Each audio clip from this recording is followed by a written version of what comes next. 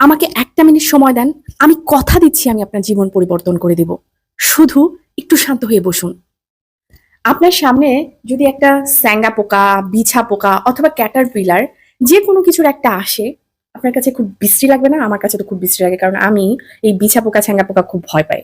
কিন্তু যদি প্রজাপতি আসে, খুব ভালো লাগে, তাই না? মানুষ তো এটা নিয়ে অনেক কল্পকাহিনীও বানায়। প্রজাপতি আমার সামনে এসছে, বাহারি রঙের প্রজাপতি। কিন্তু ওই ক্যাটারপিলার থেকেই প্রজাপতির জন্ম।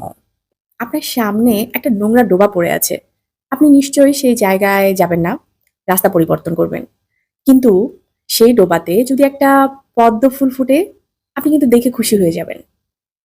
গোবরেই পদ্ম ফুল ফোটে। কয়লার মূল্য যাই হোক না কেন, কয়লার মূল্য আপনি যাই দিতেন না কেন, যখন সেটা এক্সট্রিম প্রেসারে এসে হীরা হয়ে যায়, সেটার মূল্য আপনি লক্ষ টাকা দিতে রাজি।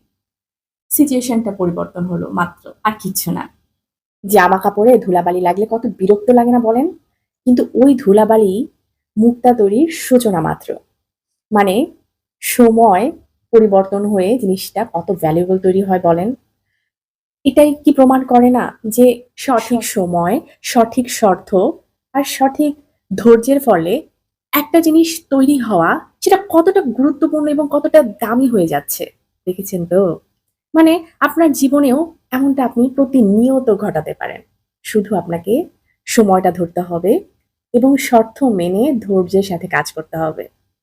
হলো তো আমার কথার মিল, পরিবর্তন আপনার জীবনের যদি মেনে নেন। ভালো থাকবেন সবাই। আল্লাহ হাফেজ।